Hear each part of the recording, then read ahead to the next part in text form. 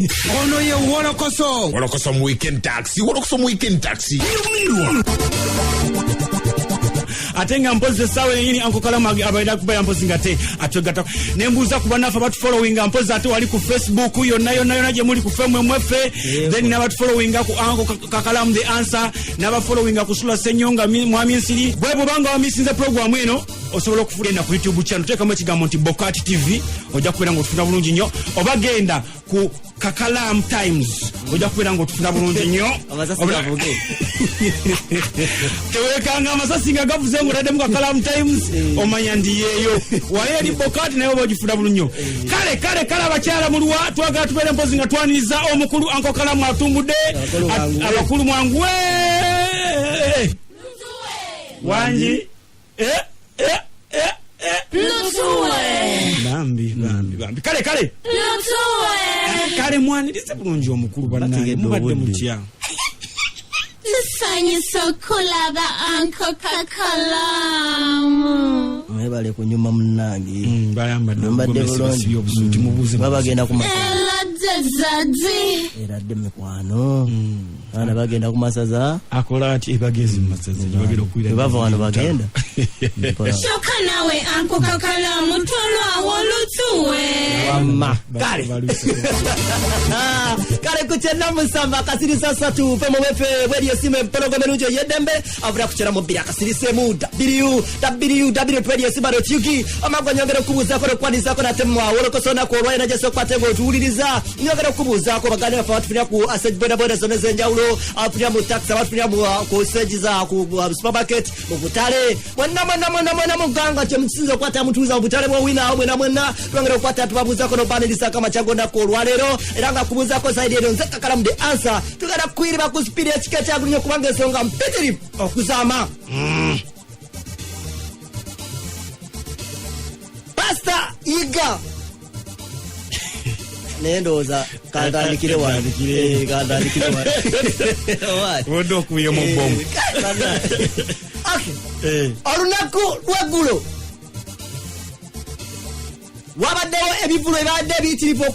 okutwaliza oba okubeeranga byetondera ekibuga Kampala nga muno mwabaddemu ekivulo eky'omuyimbi okuva Nigeria avawe Padranki mu Nigeria amanyi ba Padranki yabadde cricket opo wabaddewo ekivulo ekyabadde kasuku kyabadde ku wali eri kujazira gardens wabaddewo ekyabadde ku atabani uduse kabusu ekyomukyala amanyidwa nga Flash Lab n'omukulu MC Kapale Ismail Kawuki yanaku olunaku lweggulo yakoze shoye ngawese emyaka 15 bwetu mu nsika yakwata nga akola katemba oba giyite stand up comedy era wano ekivulu kyabadde wali ali ku Papa's Sport emakinde ku kifo ky'omukulu amanyirwa nga Mr. Kisemakula ebyabadde esagala nnyo byogera naye nga abantu abadde bazze abayitirivu abo benyagala mwana tubakugambe ketagisa saya eba amuroka kirizo baga sawa tugenda mu sawa 5 n'olumbe lubaka abogezi obana baba bulwana obuzino obusuuka okumba ko mugole ngatana ko wamulabyeko abayimbi abalala lino obuzabuza hata omuntu comedian ne obako ne bano bokwatagana nabo yeye embiza ayagala jirya yekka sani alutulako bo tusibirunje ebyo abenga ayita banne owakamulali alimbamu abalyamu ennyanya ebigodo bintu bwebyo era kola show kwefaza gwe musamize lubale gwe gwakwata gwasamira gwayimba gwakuba engoma dakiika yemu lubale gwe gwakwata sajja alimba nnyo ono ate nze ekinnumye ozisasula ku mulyango ne banguba mu kitambo singa ndabe Kapale n'enzimuwa ate lisi n'asasula abasawo abagala ne bamwambulula enkuba eri oluddawa kanaawe kulimba nkuba etonya wa sawa 5 ez'ekiro bivuluba era poliisi enaateka ngende n'okugenda kuba poliisi enaatera okujja tebakkiriza kola show kusuka sawa 6 sajja alina ebizibu ono ekyo kituufu tebataddewo entertainment atandikirwako kati sawa zino tunakye tulaba lwala tulinza omuntu omu naye twali materializa enayenalo manyi abantu ababeera ku WOLOKOSO baagala omanye tulaba bwoti mutere mutudde muli abantu tuwerawo 10 owaya wone tubaawo kale akagari wekali nti ensi yattu eno Uganda tegwamu bisanyusa kale nno n'ababitukolera baba bulindala kuki kye bazzaako mwattu gw'okubeera nga basanyusa bannayuganda okwata abafuna akamwenyu mwenyu mu mbeera eno okusanyusa abantu kiyinza obutataliza myaka giyita eddiini oba oliawo n'ebitibwa bya ssekinnoomu oyo asanyusizza abantu ndowooza ojja kuntegeera mpolampola munywanyi wiiki eno waliwo akatambi akewunyisiza ensi yonna nga kava ow'omusumba pasita Agustin Yiga abizaayo ow'ekawala omulokole supa wamagwe okubanga ate yenanisa ebyambalo by'ekiyisiraamu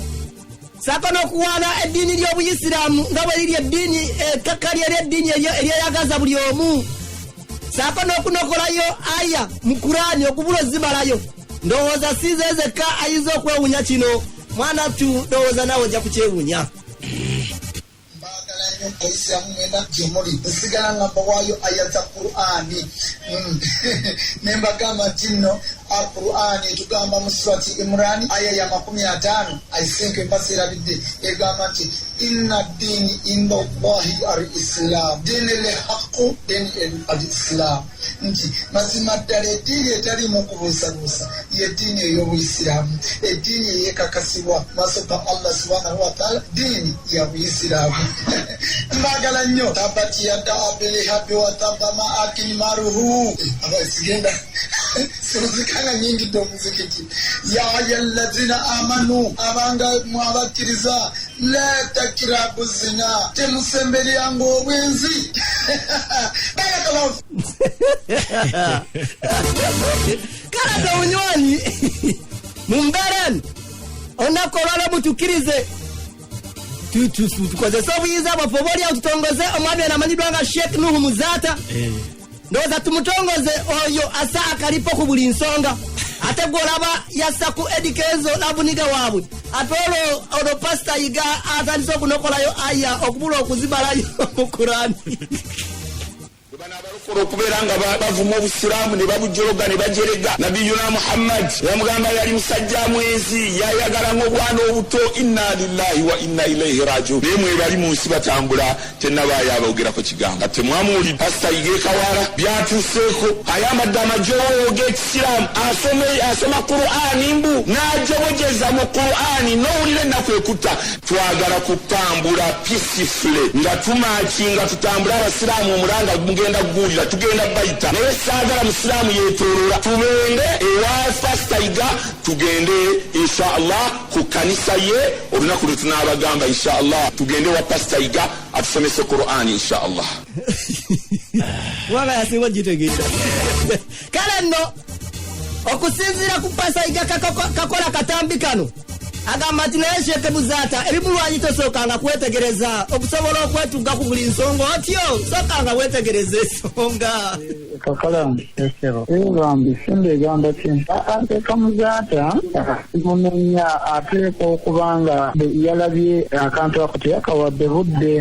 bambi alaika teyakawadde budde sosobola okufuna yakawulidde bulungi yandibadde tasobola byogere naye ate tanakawa budde alabye naye tosiryange eri obusiraamu ishwala mpamuntu ndebwakyo nakunga abasiraamu bajje ku kyaki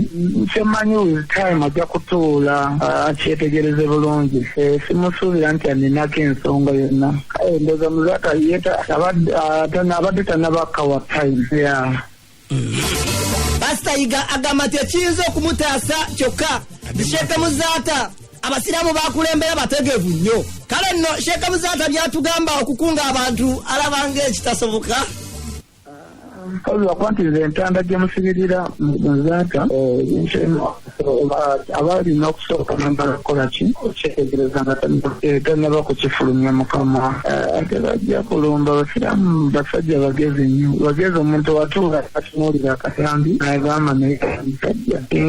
singa nali nkyambadde nenzira mu kyaki nekulira enjiri okuba kutyoboola naye nonja akatambi ako nali siri mu kyaki ate nali mbeeraza okunjakala ate era bwe kaba katandika nsooka nakubeetondera anti waliwo watuuka noweekanga n'ogamba simalirizanga ate ngenze mu muzikiti ate nga oluba lwali lwali kubanga bonolulokompoka ebingi n'ogamba yabalingamba nnyo kyefaananyizako okusinziira ku mukuŋŋaanya ate nga omukakkanya wa Sheik Muzata omubwati munywanyi wange nfanfe Honorable Katolubwama agamba nti kale kino teyali kitenga nsonga nkulu naye nga Pastor Yiga yali alabyeko ku munywanyi we Sheik Muzata mu bulokole kino nno kibuuzo n'ekirala Muzata atakinyigiriza nnyo kubanga eddiini y'ekisiraamu ekyayagala abawagizi era n'abagoberezi Yiga bw'abanga tiyabumudde obusiraamu nga tiyabuvumye naye ng'abutendereza amaanyi ga Allah amaanyi ga Rasulu awo tikirabawo obuzibu bwonna Muzata atambulira ku controversy akati abantu balina okumwegendereza ye muntu ow'okusaagirwako naye nze munnange wange awo saalabyewo nnyo kintu ky'amaanyi neera n'abantu balina okuwa eddiini z'abannaabwe ekitiibwa nga tebazeerinaanyalinaanya nnyo kati olaba Muzata yagenzeeko mu balokole n'abamanyirira Yiga ye yabadde ayagala kukola ki Honorable Katolubwama agamba nti kino kiba kyakuyiga ku bantu nga Pastor Yiga era obubaka anayongera okubumuwa ayongera okubate nga bumumugwana muli munda n'amadiini g'abantu balekera okumanyira amadiini g'abantu gatoli mukate kikwambaza sapuliki banna bakatuki batandika okusoba biikira Maaliya waabwe gwe ate otandika omumuzanyiramu si kirungi okujjako ng'obikola ng'ate oyagala kuyiga fena gwe tusinza y'omu tusinza Allah ffenna tusinza Allah gwe tusinza gwe tusaba nanyini kisa ekingi mukwano gwa bonna oyingidde mu kintu kyabwe kitabulatabula ofuuse zizinga mu kwaya Muzata akwate ku bino akwate ku bino buli lwawulira nti Muzata avuddeyo nti sayizi nnene nga batandika okuvaayo abagasa n'abatagasa ono ye Wolokoso mu weekend taxi